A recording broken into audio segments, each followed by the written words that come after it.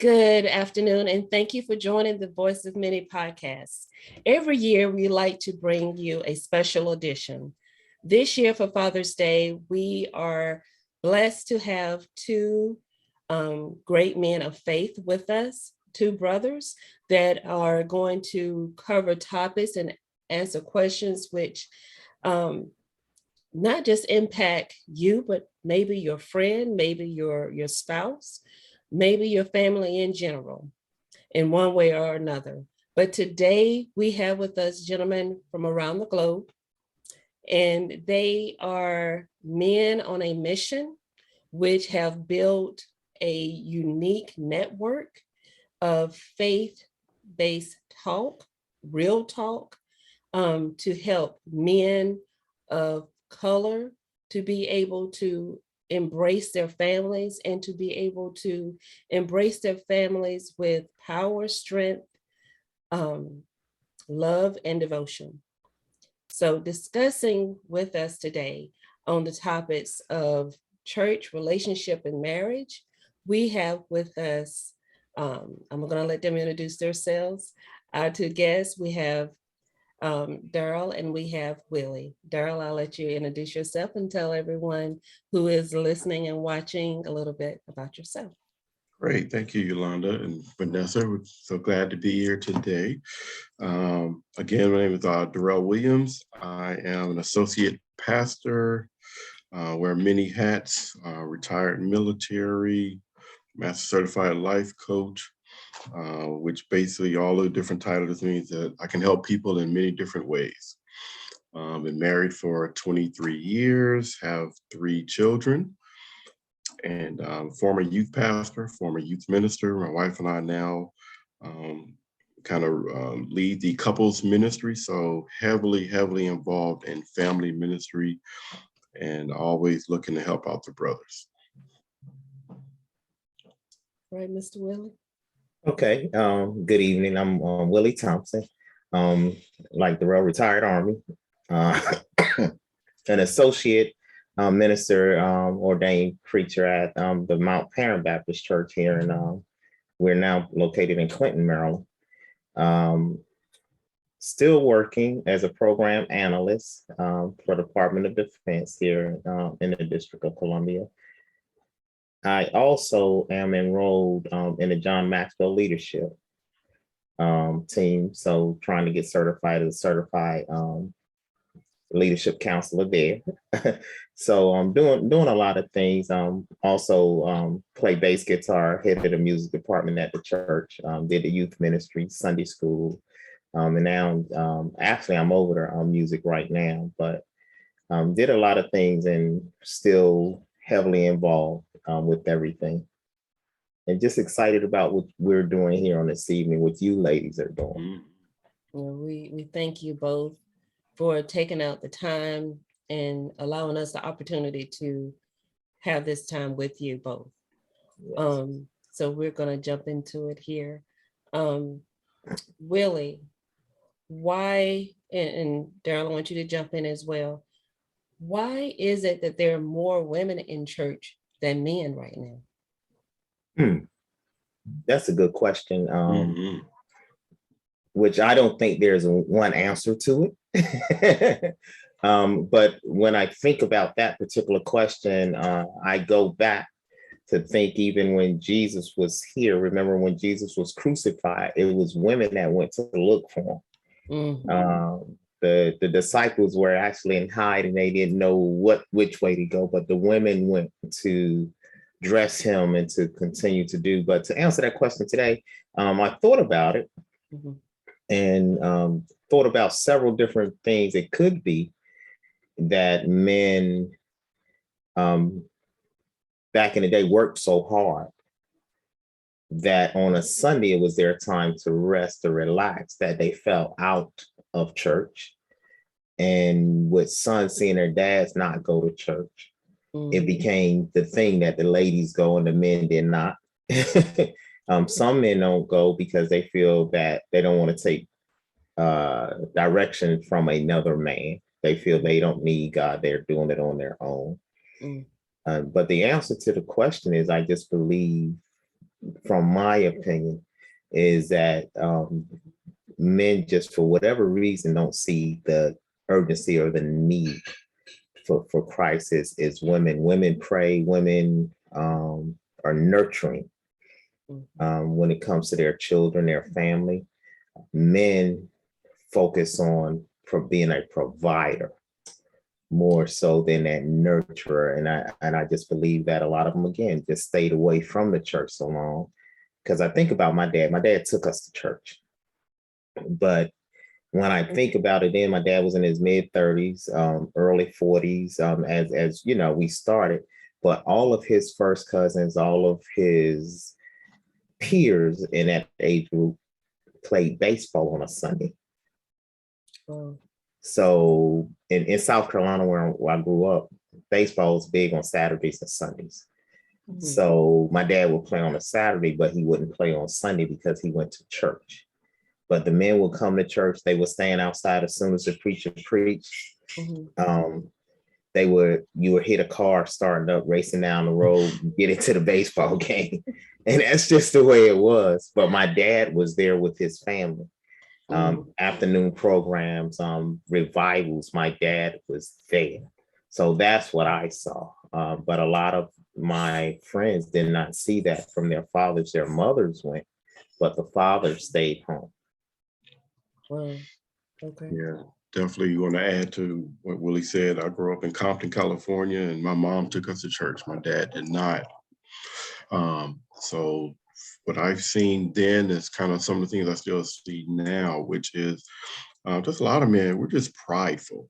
Like Willie hit on it. You know, we just got so much pride where, like, if you don't figure it out on your own, then it's not to be figured out, which is just backward thinking. Yeah. So, right? Yeah. For any man to think that they've made it to any level without somebody helping, mentoring, pouring into them, they're just short-sighted, right? And then again, they're taking credit for stuff that God has done, even though they don't want to acknowledge God, but not realizing that praying grandmother, that praying mother, that praying wife allows the blessings to still flow through the household despite our ignorance, right? So you got pride. And I think another thing too is sometimes the churches, we don't do a good job with our men's ministry, right? Sometimes, you know, we try to make the men's ministry like the women's ministry, and men are just different. You're not going to put us in a room and we're going to start sharing emotion, right? Now, we say, hey, we're going to meet up at Outback on Sunday, right, during the game, and people are like, well, how's that ministry? It's like, because we'll talk in between the game, right? We'll talk at halftime. We'll talk at the end of the quarter. But some men, you know, I mean, there are some strong men Bible studies, don't get me wrong, but to keep them in over a period of time, you really have to make sure that you line up the men's ministry totally different than everybody else in the church. It can't look like the women, it can't look like the youth. It has to be different. And you got to realize a lot of the men, like Willie said, they might not have grew up with that background. So they're already like, okay, I ain't coming to this if y'all gonna be trying to throw scriptures at me. It's like, no, we're just gonna talk, you know, football and this. And I might use a football analogy at halftime and make a point about that, but we just have to do a better job of selling it. And it's so funny because a lot of times people are like, well, the word is the same today, yesterday. It's like, hold up, we ain't talking about changing the word. We're talking about changing the ministry. There is more than one way to do ministry. So I just think that, you know, we just have to find different ways to allow that ministry to meet the needs of the men. And then the other thing too is, like Willie said, you know, you just can't come to me in any type of way. One thing about men is you have to build relationships. Yeah. Like I'm not coming to your church to hear you talk about anything, but if I can meet your need and show you Jesus, like, yo, man, I really liked our talk. I like what you were saying. You know, when can we get together again? Oh, I didn't tell you, you know, I go to First Christian Community Church for now. What? I didn't even know you go to church. Why you let me curse around you? I'm like, because I ain't about that. You know, about the relationship. Right. You know, right. And matter of fact, you know, we got a thing coming up with all the men to go into the baseball game. So don't have to be a part of the church if you want. You know, I can get you a ticket. You can take your son or your nephew. It's like we have to just come at men differently and allow them to see Jesus instead of trying to preach Jesus. It's good. That's good. It's real good. So with this question, I'm gonna start with you, Darrell. Mhm. How do we as people of color begin to decrease our inmate count, especially in the jail system? How do we end up doing that? So that's a very good question. And I would say that one thing is we have to realize that there is no one approach, right? Willie and I traveled all over the world during our military days and the kind of work that we supported. And I can say I've been to a lot of inner cities and they're all the same. They might have a different title, but they all pretty much the same. And one thing that I've learned is we have to, instead of, so here's one of the challenges. You get organizations and churches that they approach this with, let's do it my way. And then if Willie doesn't do it the way I want to do it, then I can't support Willie. That's a problem. What we need to do is say, Willie, what are you good at? What's your passion? Right, here's what I'm good at. And then what Willie and I need to do, we need to come across it different ways to meet the needs of our kids, right? Because sometimes, we just we see the end result, but we don't peel a layer back to see what caused it. So a lot of times organizations, churches, we're dealing with the effect, but not the deep-rooted cause. So, and sometimes people want to go into the neighborhoods, they want to do these quick fixes, right? Like, dude, this is not a quick fix. This is a long-term strategy. And I'm not going to just sit in and pull my resources only. I'm going to use whatever it is. Like sometimes some churches is like, well, we need to do this God's way, right? We don't need the city involved, but the city got the money. No, we're just going to sell chicken dinners and do a God. Like, no, there's grants and loans out there. Why can't we just partner with them, right? If they have a grant, for a church that can help kids with reading, right? Because that's another thing, they get to the root. If kids can't read early on, right? Well, guess what? You might not be able to read, but on the streets, I can teach you how to count. And I can teach you how to break down this $50 bag and sell it in 5 different ways, right? I got you on the teaching piece. So we have to get to that part of let's address where these kids are, right? So we can give them an early skill, right? So we can find out what they're good at and try to move them in that direction. Because like I said, I think we have to take more than one approach to keep our kids out of these systems. It's true. Okay. And I agree with Darrell. It's not a one approach to it.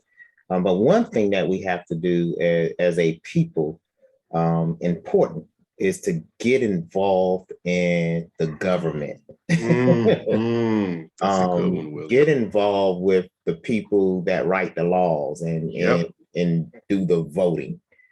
So we have to teach our children first civics, the importance of a senator, a representative, or a congressperson or whatever. We have to teach that importance from the worldview, from that standpoint, the secular view of it. That's what we have to teach. When we move over to faith-based, this is what I was talking about earlier, and I said we have to get to the root. So what is the root? What is the cause? Like Darrell said, we're treating a symptom, or we're treating the effect, but we're not treating the actual cause. So if you don't treat the root, you're going to have the same issue over and over again. So the root for me, how do we decrease the jail count? By teaching values, family values. We have made it a norm. And don't get me wrong, I've been married for 13 years. We have 2 children, but one just turned 29. One is turning 27 this year. So we weren't married when we had our children. So my wife She had been, but I was not, right? So I'm speaking from a single parent myself. So, but when we've made it a norm that a single parent household is the norm for us now. So we're putting the pressure on that mom to do a lot. And the men, we're not stepping up to do what we were placed here to do according to God. So once the family has been split, and then we have these young men growing up and they find some young man in the street that they look up to, but not necessarily teaching them to value life, to love and not hate. It's not your territory because you don't have a deed to anything. But we're fighting over turf that no one has a deed or a title to the turf that they're fighting over, you know. So, but how do you get there? Again, teach them civics, teach them economics, because the Darrell's touched on that as well. Teach them how to count for real. Literacy, how to read and write. Because if you can read, you can understand. We often talk about traditional and back in the day, Darrell, a lot of people sold chicken dinners, fish dinners, because they didn't really understand God's word because they couldn't really read it for themselves. They just heard what other people taught them. And so if we focus on the family, we focus on our civics, our economics and everything, and we focus on family and family values and start instilling in our young people the value of life, the value of having those relationships that Darrell talked about during the first question, building those relationships, because men are prideful, and it's a thing. If you talk to me any kind of way, I'm not going to let you punk me. So I got to come back at it. You said the wrong thing, here or there. So now I got to come back at you, because if I don't, people think I'm a punk. Yep. So I have to stand my ground. Although that ground could cost me my life, or cost the other individual their life. But I have to stand my ground. A couple of days ago, I think it was in Tennessee, 2 truck drivers pulled over, both of them working. One of them's dead now. Why? Why? Because no one valued, somebody didn't value the life of the other person. And that's what we have to get to, understanding the value of life, understanding love. What is love? Forgiveness. It's quite a few things, but again, I say teach them government. Economics, because a lot of times we get frustrated too because we don't have the funds. I want the shoes, but I don't have the shoes because I don't have the job where I can't afford them. So instead of me just saying I'm going to start working on a skill or working to get something done, I want to take your shoes. I didn't even try them on, but I just want to take them off of you. And then I go to my boys and say, look, man, I got them for shoes. I made them walk home barefooted, and it seems like a badge of honor. So what do we have to teach them what true badges of honor are. And that's just my take on it. Again, not one approach. You can go to different cities. They show Chicago all the time, but we live up here in DC, so we know DC and Baltimore as well. Baltimore, big time. We know that as well. But we know that the crime rate is not only bad here, it's everywhere. We have mass shooters going around. So how do we do this? Again, values and the value of life. Morals. And well, let me add one more to what you said too. And another thing too is the church, again, we have to take a different approach, right? Darrell can't just show up in a tie and a suit and think that I'm going to relate to some of these young men, right? Like I have to, again, to believe Christ said, Paul said, I became all things to all men that I may win some, right? I got to go, where the need is, and I got to talk the way they talk. And if I can't do that, right, I go and I get somebody like a Willie, right? And then once Willie comes on board and he's a part of the church, and guess what? I can't let Willie wait 15 years before I can give him a job in the church, right? I need to promote Willie immediately to the outreach ministry. Well, he ain't been church trained. It's like, these kids out here ain't church trained. So guess what? That's irrelevant. Willie can speak their language. Willie can meet their need. Willie can just, in his own words, say, hey, man, I was just like you. This is what God did for me, right? No, it's not going to come across biblically correct. But guess what? They're going to be able to say, well, first of all, this dude came to us. Like Willie said, he came correct, right? He came just to say what happened in his life. He didn't come telling me that my life is bad. He just said, here's what he did for me. Right. And here's what this happened. Right. So we have to bring those individuals into the ministry. So when we go out and witness, they need to see themselves, not a bunch of old people like Darrell that can't relate. And you say that, Darrell, and I know we can move on. No. But from the sports analogy, I tell people all the time, basketball in the 70s was slower than it is now. Sure. But the game, the game is the same. Whoever gets the most points wins. You still have the 5 fouls to give. You still travel if you take more than 2 steps, well, more than 3 with the ball in your hand. It's still the same, right? You still have the same goal, but the way it's played is different now. The guys that sit back now, before you needed a big man in the middle because the game, the name of the game was to get the ball in the middle, let them get the close shots. Now these young guys are shooting threes. So how do you defend that? Phil Jackson, what was the system he had, Darrell? Triangle. The triangle. Would the triangle work with a Steph Curry right now? I don't know. I don't know. But at the same time, Steve Kerr, I think he took part of the triangle and did something in that offense because the way those guys move and connect, it's something different, but it's a faster pace.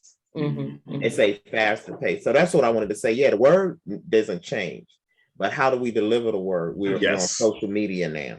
Yes. I tell people all the time, I stay working because I work with a bunch of young people, so I know their lingo. I understand who's the rap artist that's out there now. What's that song? That's important. You know, when you send this to me in a text, I'm clueless. Help me out. Tell me what it means. You know, so then I can go back. I can talk to the young people and be like, oh, and a lot of them will look at me and laugh. Then be like, well, how did you know what that was? You don't know who I was talking to. That's right. Then it opens up for more conversation. And things. And I want to combine a little bit with the first and the second question as well. Is when we have church hurt.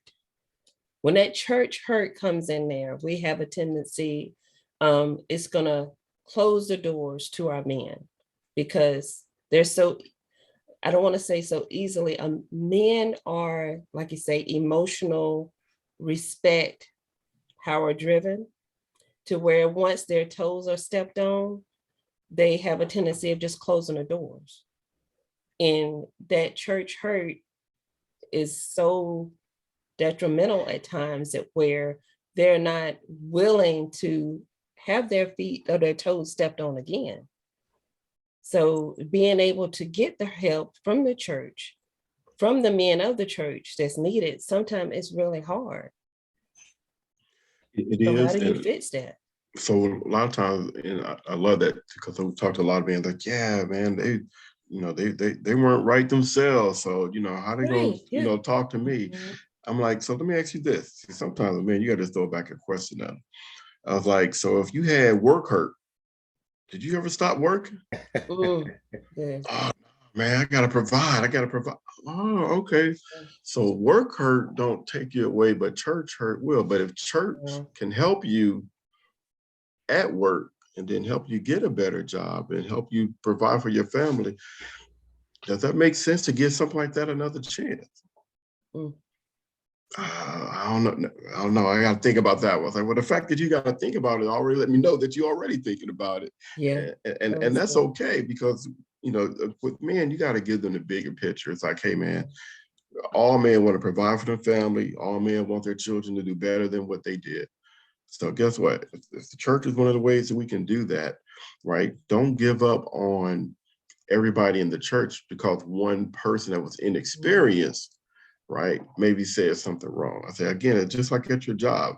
You got that one dude that talk crazy, but you don't quit the job because of that one dude. Come on, you bigger than that. So let's do the same thing with church. So it's just being able to talk to them. Don't sugarcoat it. You address it, but you let them know that, oh man, this thing is bigger than you, man. God got a plan for you. You can't let one person get in the way of your plan. Yeah, that coaching and that mentoring means so much. I mean, when you have a brother that's in that situation, it is so important that you stay in touch with them. You just don't lead them behind you, but keep them beside you to keep them, step by step through that whole process. Because like I say, it's the church hurt. And I know a lot of men, myself personally, and I know Vanessa does too, that when it comes to that church hurt, it can scar you just as much as a hard iron touching your skin. So you have to really be mindful of what you say, how you say it, and how you're going to correct it at the same time. So That's true. And Yeah. and then the other part of that too is, which is good too, is people like me and Willie. Like we can talk both sides of the aisle, it don't matter. So it takes also people like me and Willie to go to that person, right? Whether it's Deacon so-and-so or trying to be Deacon so-and-so. Me and Willie got to go to that person in twos and like, hey man, you can't talk to people like that. Yeah. Well, you don't know that. Nah, man, I'm telling you right now, you cannot talk to people like that. Like me and Willie have to be those individuals, and we have to let them know, like, either you're going to get this now or we both going to take you to the pastor and have you removed from this ministry. Can't kick you off the church, but you cannot be a part of the men's ministry because you don't know how to talk to other men, right? You're trying to have these guys come in on your level and you ain't even there yet because you still making mistakes. Do you understand what we're saying? Like me and Willie have to check those people, right? Because we're gonna be fishers, right? We bringing people in, right? And doggone, if I'm gonna bring 3 men in for you to mess them up. And see, Darrell, what you said took me back a couple of things. One, you have to talk to a man like a man. Absolutely. You can't talk at a man. Because you're challenging his manhood, right? Right. And then he has to react, and that's what I often tell men as well. If you want to ask the pastor something, if you want to ask another man something, it's a place to do that. But you don't just challenge them any kind of way because then you get that hurt, right? Yeah. But my pastor asked a guy one Saturday when I had just started, honestly, being committed to ministry. And this is when I was actually a deacon, training to be a deacon. And the guy, he said, I forget the name of the church he was at, but but he left that particular church and went to another church. So my pastor asked him, he said, well, why did you leave? He said, man, I just couldn't get along with the people there, man. They, every time I did this, that, or, they did that or said that. So it was just, some things going back and forth. I had to get up out of there, right? So he said, okay. And he let it go for a while. He said, hey, he said, you married? The guy said, yeah. He said, how long have you been married? He told him, and it had been like 25, 30 years that this guy had been married. And he said, you and your wife ever argue? He said, yeah. He said, well, let me ask you this. He said, when you argue, do you leave home? Or do you continue to stay with him? That's coaching. He said, I can't leave home. Gotta stay there. and me at the time, I didn't know he was setting them up. I was just listening myself, right? But that was the thing. He said, so if you argue with your wife or you disagree with your wife, and you can stay there. And you can see the benefits of staying there and working it out. Wow. Why is it that you can't see the benefits of working it out at the church? There Why it do you is. have to leave? He said, because when you go to at the other church, he said, give it some time. You might have a disagreement or two there. So what are you going to do next? Are you going to leave I and go completely somewhere agree. else? The other thing with that, people come to the church and think that everyone in a church is perfect.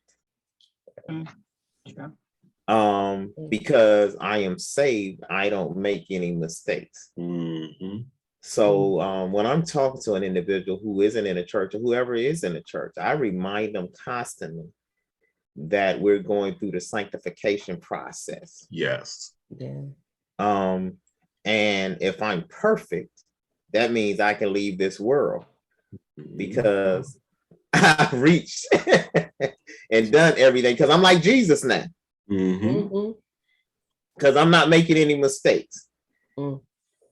But I also have to be conscious enough that when I say the wrong thing or say the right thing, but the wrong way, that I can come back and apologize and say, look, I meant what I said, but I didn't mean to say it like that, or I said it in the wrong setting. So I do apologize for that. But I also believe if I said it in the wrong setting, I should apologize in that setting. Right. And just say, look, I didn't understand, didn't know that I hurt your feelings or whatever. I do apologize for that. But come back, but I try to make it clear that people in the church are not perfect. I don't care what the world is telling you. Mhm. And then I can talk to them about Abraham. I can talk to them about Moses. I can talk to them about Paul, whatever. These are people that God used. Jacob. These are people that God used who were not perfect. David. Yep. People that God used that were not perfect, but God used them, and they Abraham was faithful. Moses went to Egypt. David was a man after God's own heart. So once you start talking to this, Paul persecuted the church, but then he was God's biggest supporter, biggest spokesperson, that the biggest evangelist during that time. So if they weren't perfect, why do you think you need to be perfect? Now you should strive to do the right thing, but every now and then you're going to slip up. Exactly. And I think too that comes a lot along with people believing that once you go to church, people are judgmental and that they're going to force their opinions on you versus listening to you, being more open about it, and listening to what you got to go through. And like you said, talking that lingo and then reverting it back to the Bible as well, because people are always like, oh, you're a Christian? Aren't you judgmental? Why don't you have like this belief about me? No, I'm not supposed to be judgmental about you at all because I'm not perfect. You're not perfect. I'm not supposed to cast the first stone because then God's going to look at me and cast all the stones on me that I've ever did wrong, on my sins. That's not my job. I'm supposed to love you, support you, and help you go down the right path. And we go along it together. If we mess up, we go back to the Bible, see what we did wrong, ask for support and help from the church, and then continue and try and walk down the right path. But a lot of times when people do go to church, they don't get that support. They have too many other people being too judgmental that it makes them not want to go to church. And that's where that church hurt comes in. But if they can just somehow, if they don't somehow find that right person in the church to keep them going, to help them with the right path, it then turns into a dying church because then everybody's hurt. Yeah. So true. All right. We're gonna move on here because I appreciate the examples that you guys have given thus far because they're spot on, they're right on point. And doing so, with this next question here, I want you guys just spit it out just like it is. How do you see your role as a kingdom man in your household? And how do we address that to our other brothers? So for me, I always tell people my role is the same as a leader, whether it's at work, church, or home. I just got to bring it. And to me, bringing it means I got to be the best version of myself yesterday. I'm not in competition with Willie. I'm not in competition with Mo. I got to be the best version of myself. And based on however many hats I'm wearing, that means I also got to be good as a father, as a husband, right? As a supervisor. I mean, my role is in the kingdom of the household is I just have to be a better version of myself every day and set the tone. So my wife wants to be married to me. My children want to respect me. Other men want to come to me knowing that I'm never going to tell them what to do, but I will hear them out and we'll talk about some options. Right. So it's just my role is pretty much the same. It's, my household is I have to live a life where people can say, nah, that's a good dude right there. He ain't perfect, but I like how he's handling his business.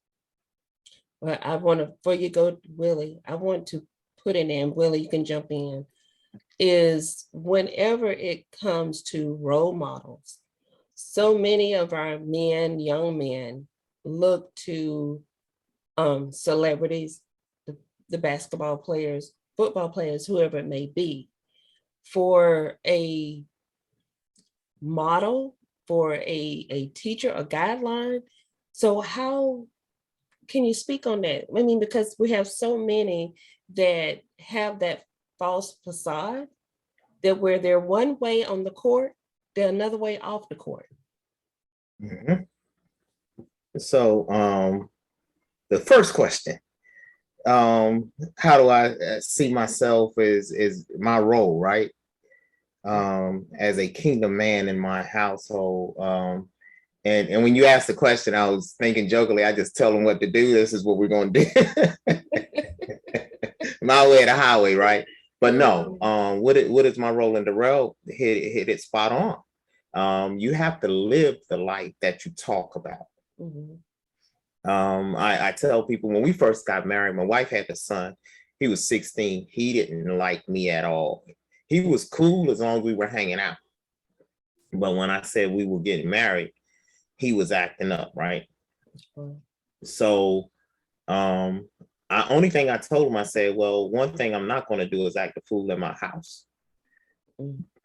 Because I know that how I'm at church, I need to do here. How I'm at home, I need to be at work. I don't want anybody coming back and saying, well, Willie did this over here. I want you to be able to say, no, that don't sound like him. I don't believe that. I don't want you to say, well, you know that he does switch, right? So when it came to the son, I was like, I have to treat him with love. Mm-hmm. Because he was acting up, there were some things he didn't have access to.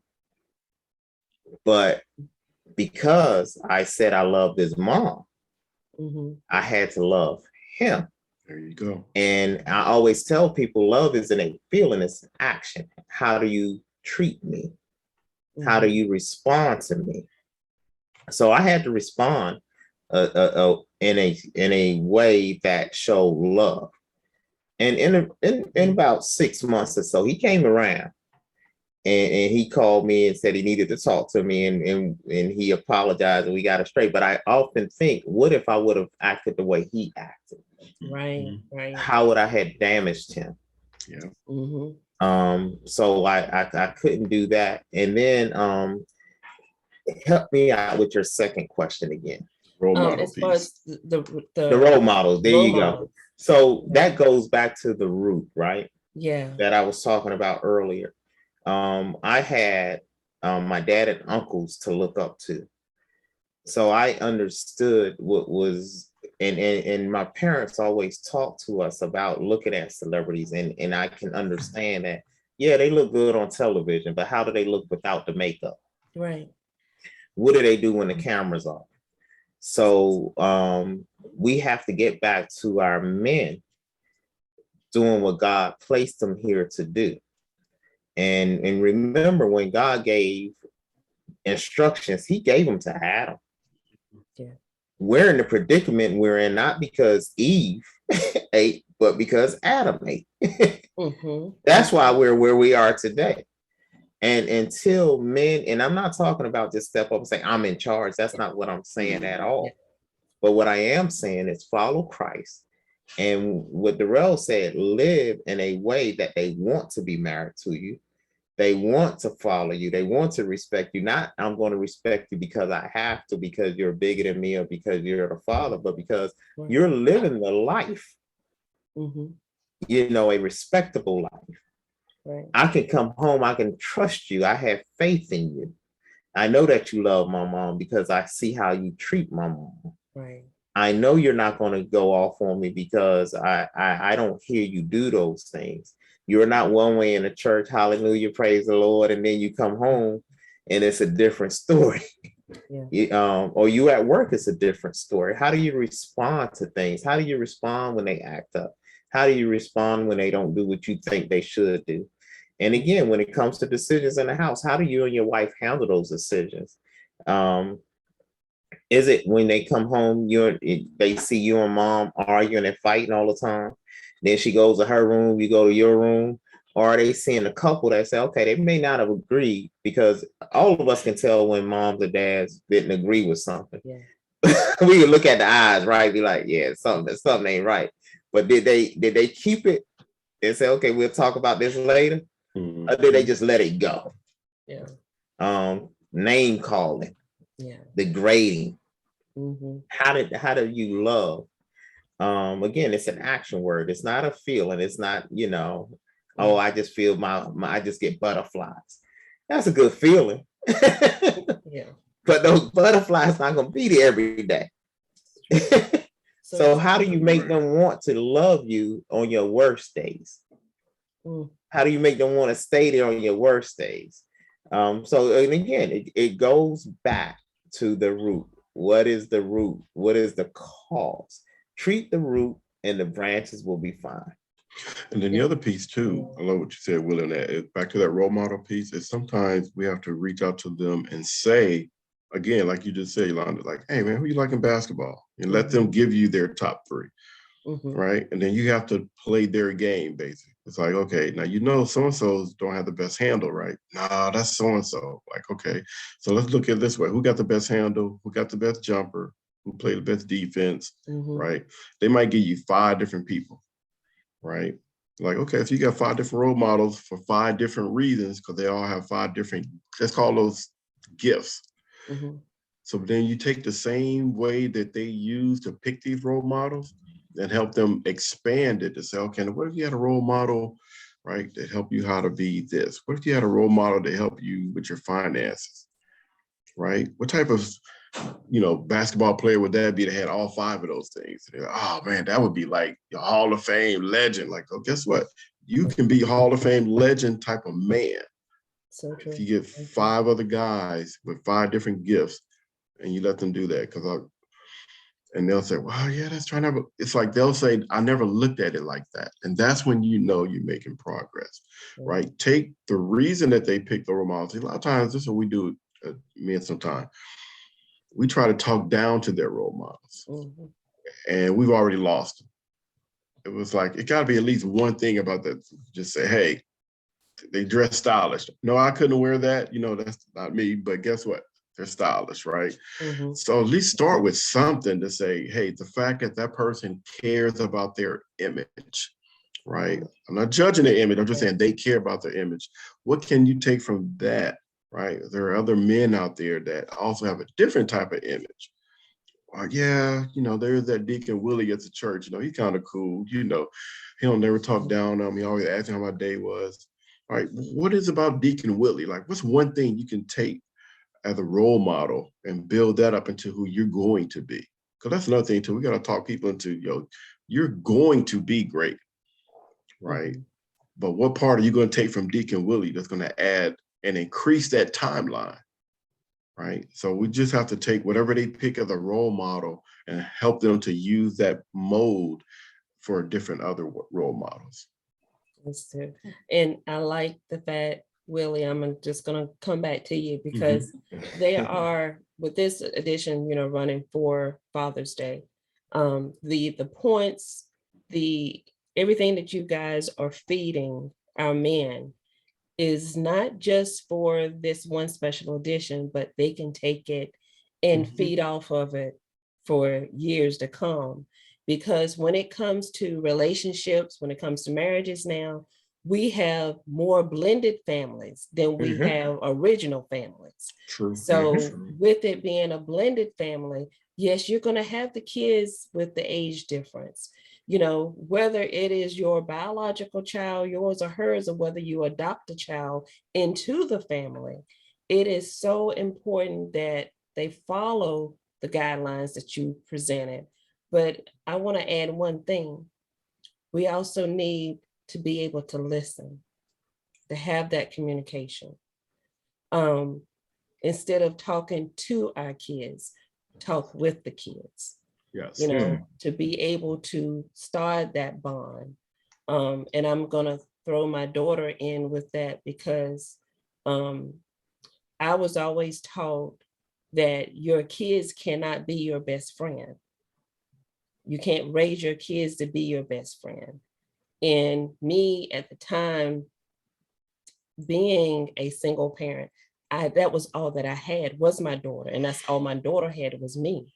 So we're more friends than we are mother and daughter. We're mother and daughter by blood, but the bond that we have, the relationship that we have, the understanding that we have is what makes us different. And it only makes us different. Why? Because we have that communication. She's able to read whenever I'm not feeling well or there's something bothering me, vice versa. And that is what's important with any parent-child relationship, is being able to, first, we have to look with our eyes, but with our mouth closed. We listen with our ears, but with our mouth closed, to be able to have our hearts open to what they're really feeling. And doing that allows that unity and that bond to start. And I want to thank you, Willie, for being an example and a role model for a blended family with a child, especially that is older, because that's a tough thing, being a man trying to raise another man's child. Now, don't, yeah, and you're absolutely correct. But his father was and still is very active. Very, very active. Good man.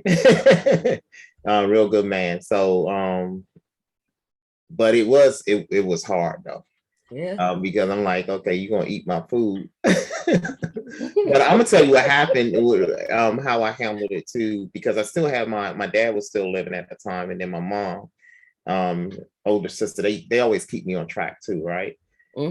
People that I could talk to and don't let me jump off the cliff, but keep me level-headed. And I tell people that you have to treat people the way you want to be treated. And you don't want to do anything that's going to come back to bite you later. Knowingly do anything that's going to come back to bite you later.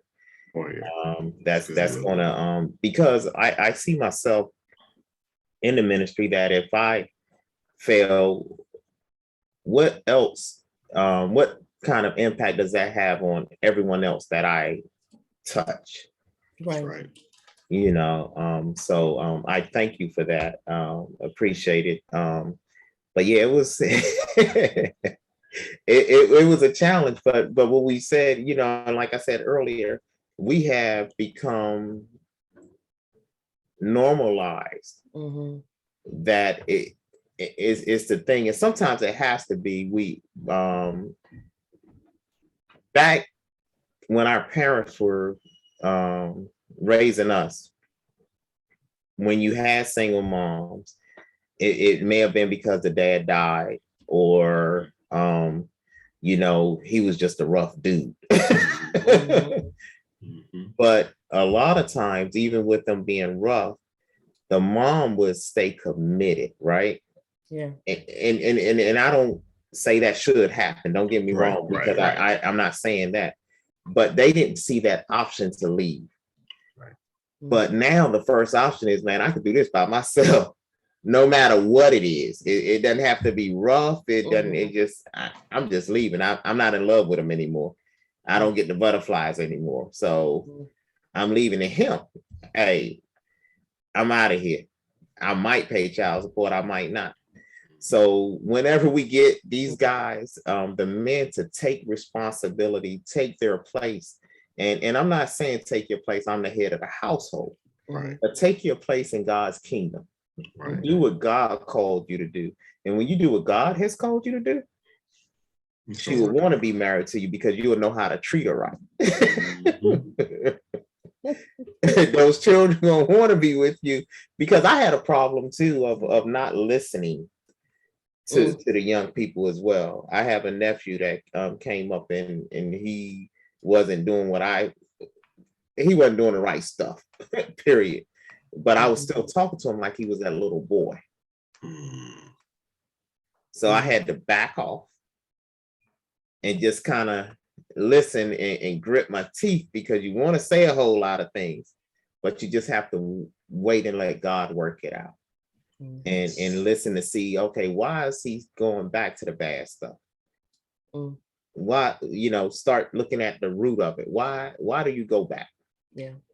Yeah, why can't you move forward? So it's a lot, but I tell people the first thing we as men, we just have to stand up. Learn how to treat our women. Learn how to treat our children. Just stand up. Yeah. So I'll let you go ahead and jump on in there. I was going to say that leads me to the next question. What has been your greatest obstacle being a husband and a father? Great question. Great question.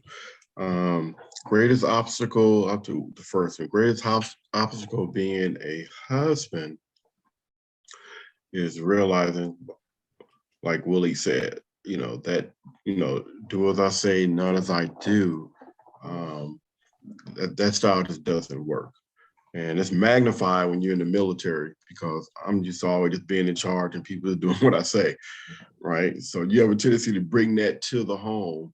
And especially if you think you're a good husband anyway, you're like, why wouldn't you do what I said? I already thought about it. But the obstacle was I had to change my mindset, right? The obstacle was I had to, like Willie said, we bring the discussion to the table, and actually it's a discussion and not, I'm only bringing to the table because, we need to talk about it, but I already got the answer, right? The obstacle was I had to really change my mindset, right? As a husband. And then as a father, the biggest obstacle was, like Willie said, being a better listener and paying attention to what's around you. Again, a lot of times fathers, just like anything else, we revert back to either what we seen or what was done to us. Right? It worked back then, right? It'll work now. Like, yeah, the principle of it will work, but like Willie said, things are faster. Kids are exposed to more things. So you gotta come at it with a different approach, a little bit more compassion. And not with this, oh no, ain't no way you wearing that. It's like, well, wait a minute. First of all, why, they want to wear that, right? Are they wearing it the same way as everybody else? Like, oh, well, this person, she actually has something to cover it up, right? So it's like, okay, I got to meet halfway, right? It just can't be my way all the time, because like Willie said, that's a miserable situation, right? So again, the funny thing is the answer to both of those, the greatest obstacle, was me. In both situations, the common denominator was I had to change. Go ahead, Will. Yeah, I was. You stole my thunder there, because I say the greatest obstacle was me, right? But the greatest obstacle was me and compromise. Good word, Will. Yeah, compromise, because it can't be my way, right? Grew up only boy, 5 sisters. So then in the Army, so everything that I had was mine. When I put it in place, that's where it is. And everything has a place. Everything has a place. I have a pattern. This is what I do. This is how I lay it out. Like we were talking earlier, you tell me 7 o'clock. So about 6:40, 6:45, I'm testing things out. I'm gonna be there early every time. Every time, right? So I tell them in all of my years of being in the military, I was never late for work. Never late for work. But when I got married,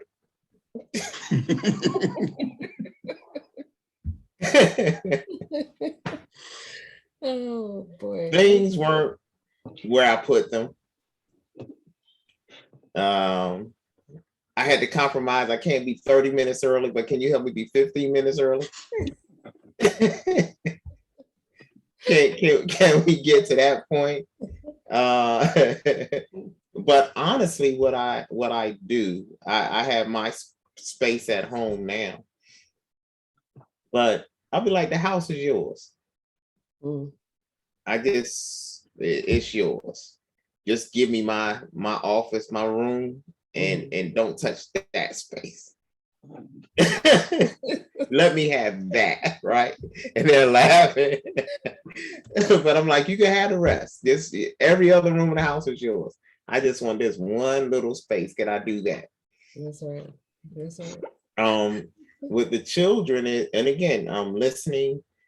You're not gonna wear this or you're not gonna wear that. You're gonna do as I say. Because that's how it was with me now. And I would tell them I believe in whipping a child, right? But I never did it. But they would think that I would, right? And then I would say, let me take it back. I got my daughter once, but it hurt me more than it hurt her because I didn't want to do it. But I say she challenged me, Darrell. She called me a punk, right? Because my mom told her not to do something. She did it anyway. So my mom said, either I'm gonna have to get you, I'm gonna tell your dad. She said, oh, tell my dad. I was like, so you called me out. So now I have to do something. You shouldn't have responded like that. But anyway, I say, me and my dad raised me rough in a sense that this is what you're going to do. But once I got older, we became real close. When I walked out the door, when I would go home on vacation, I walk out the door, he walks out with me. And I was just sharing with one of the fellow church members today. I said my dad was so bad that I was a single guy. I said we would go home and me and him would be hanging out. And so I told him, I said, well, no, you can't go here because I actually have a date, right? So I'm going somewhere afterwards. And he got mad. He got an attitude. And so my mom was like, you know, that boy's a single man. You can't just go with him like that. But he was upset because we did quartet on the weekends and we would ride together and come back together. But I said, I'm not coming home after the program, man. I'm going somewhere else. Enjoyed your company. Drive your own car. Oh my goodness. Enjoyed your company. Yeah, I said, yeah, you're gonna have to drive your own car. I'm going somewhere else. So but growing up it was different, but we got to that point. We got to that point. So I say now it's mainly, again, Darrell, it's me, compromise, learning to listen, and not being so quick to speak. Listen with my mouth closed. Yeah. Well, okay. All right. I was gonna ask one question, but I think Willie, you went over that one very well. So I want to ask you, what have you found to be the key in making a successful marriage work? Let her be the boss. Good answer. Good answer. Go ahead, Darrell.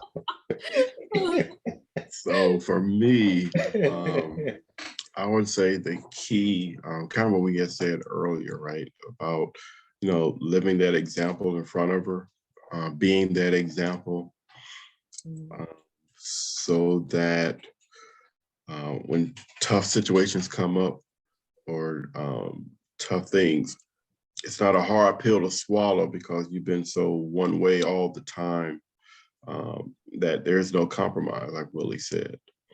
Right. And another thing too, we were really blessed when we did our marriage counseling.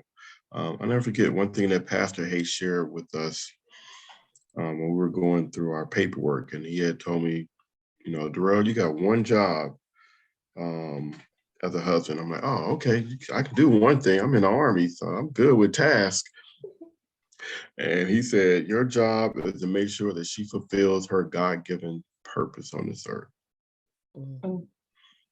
And that was a really deep answer. And the blessing about that is when you really are trying to help your mate do that and live that, it takes away a lot of selfishness. It takes away a lot of me, right? It takes a lot away of all these other things. It's like, hey, if that's lined up, then everything else is going to line up. So what words of wisdom would you two like to pass on to any of the young men who are thinking about getting married or experiencing a rough patch in their marriage? Let's lead off on that one, Will. You leaned in. I thought you were going. I was like, go oh ahead, no, bro. I don't want to spread it out. I would tell them seek God before they make the decision. And again, is an example. Quick 2-minute story. I was my wife and I hung out. She's a few years older than I am, so I would tell my mom, she's not my girlfriend. She's a friend. That's not who I'm gonna marry. Don't get attached. Yeah, I see you turning your head. Yolanda's like, for real? But yeah, but went through all of this, right? Okay. Because we were good friends. And so when I turned 40 years old, I asked God, I said, listen, God, I said, I'm ready to be married. I said, I've dated and I don't get it right when I find them for myself. I said, so whoever you tell me to marry, that's who I'm going to marry. I said, whoever you tell me to marry, that's who I'm going to marry. And I talked to my daughter. We had a conversation and I asked her how she felt. And she said she was good. And that's, we ended up getting married. Nice. So I tell them, and I'm big on this because it's something my mom used to say to me, is that love is not how you feel, it's an action word. And I'd be like, yeah, whatever, but if I ain't feeling, I ain't married. I'm not going to be with it. I'm hearing you, but I got you. I got this. But when it comes to getting married, because a guy once told me, he said, the biggest decision in your life, one of the biggest decisions in your life, and he was in the secular, so he didn't say giving your life to Christ. He said, but choosing who you're going to have your children with. Choosing who you're going to have your children with. But I say the biggest decision as well is choosing who you're going to commit to for life. Yeah. You and that individual line up according to God's word, and you're committed, good times or bad times. And again, we are going on 13 years, and we've had our moments where I don't even want to talk to you right now. She had her moments where she didn't want to talk to me right now. But what is that commitment when you ask God to give it to you? That's what it is. It's that God has given you the person, so it's not where you are. It's what He has ordained. So I would tell anybody, if you are marrying her because she's so pretty, because she has the body you want or whatever, I said all that could change in a minute. So what do you do after that? The other thing is, do you think if you lost your job, if you had a stroke or a heart attack, you needed her to care for you, could she do it? Yeah. Would she do it? If you needed to care for her, are you willing to do that? Things change. Very true. Very true. Yeah. So are you just looking at the outer, or are you looking at the heart? So make sure it's what you want, because our eyesight dim. I had hair at one time. I used to have a fade. That's not there anymore. So that stuff changes, right? Darrell and I told him all the time when we met, Darrell was like a gazelle running. We used to run, and I used to try to keep up with him.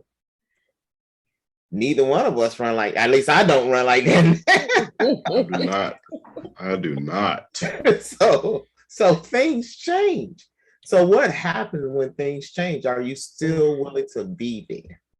And that's what you have to ask yourself. And if you don't think you can be there, and I'm talking serious, don't just tell me because you still have those butterflies. Make sure you ask God to give you your spouse. And if he gives you your spouse, you're going to be there. Yeah. One thing for me, I would say if any person's looking, or young man looking or thinking about marriage or experiencing a rough spot, I'm really big on mentors. That's one thing I loved about the military. There was always mentors around. And then I found out that, wait a minute, I can be greedy with this thing. I can have more than one mentor in different areas. Mhm. So I would share with any person that's going to get married, find you a mentor, right? Whether it's an uncle, that cool cousin, whoever it is, because like Willie mentioned earlier, sometimes they don't see that, right? Single parent household or whatever the case is. But I guarantee, I tell every young man, you look around and pause just enough. You ask God, show me a mentor, right, that can help me be a better man, eventually be a better husband and a better father. Mm-hmm. And they're around. We just don't see them because guess what? They're so busy to take care of business, they don't toot their own horn, and there's no specials about them, right? That's a boring life. But you look around them, God, they're willing to pour into you. They don't mind sharing with you. Hey, come here, young buck. Let me talk to you, right? And I'm talking about a real man, not somebody that barbershop talk that never been married, but talking about they got 2 separate accounts and that crazy talk. Like, no, that dude gonna stay single and miserable. I'm talking about somebody that's been married for some years. They're gonna give you some wisdom. They're gonna ask you questions. Hey, first of all, do you want to be married or do you want to be right? Mm-hmm. And you'd be like, oh, I gotta pick one. You gotta pick one. Mm-hmm. It's gotta be married. I want to be married. Then don't be trying to be right all the time. Right? You need guys like that can ask you those questions and make you think like, dang, that was deep.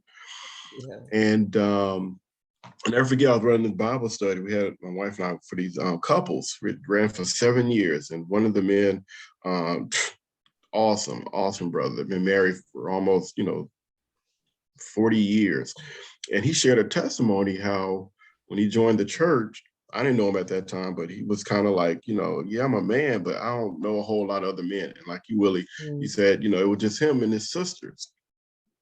And he went to the pastor and said, hey, I'm kind of struggling with my marriage a little bit. I want a good marriage. I want this.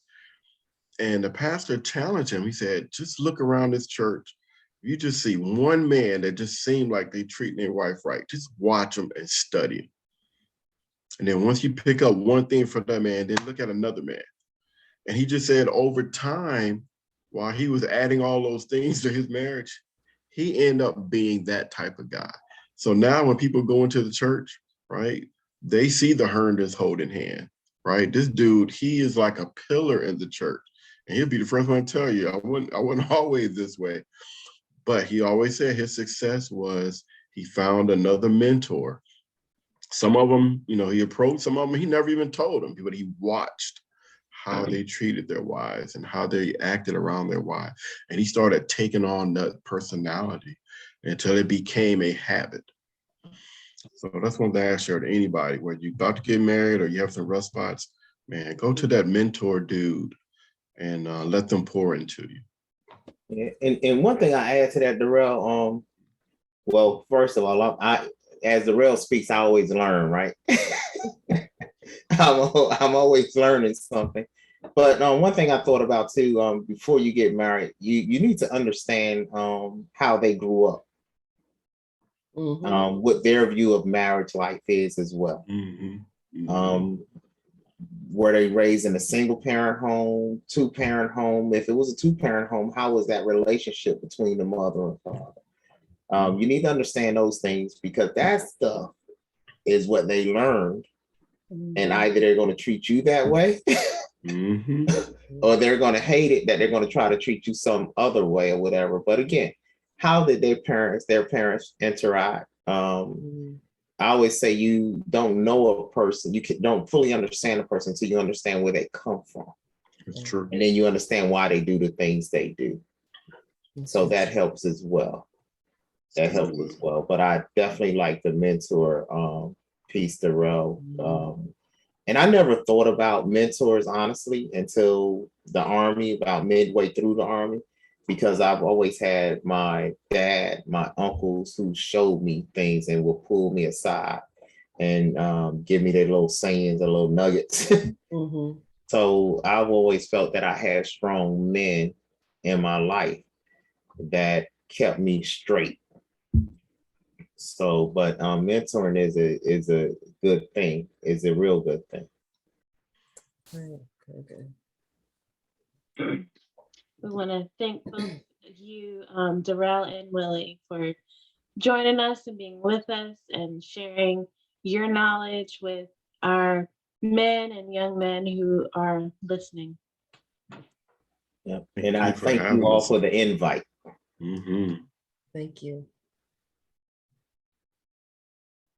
And to those of you who are watching and listening, please don't forget to follow us on our social media outlets. Please don't forget to hit that like and subscribe button, as we don't want you to miss out on our great guests or great topics. We want to thank you all for tuning in, and we will talk to you all later.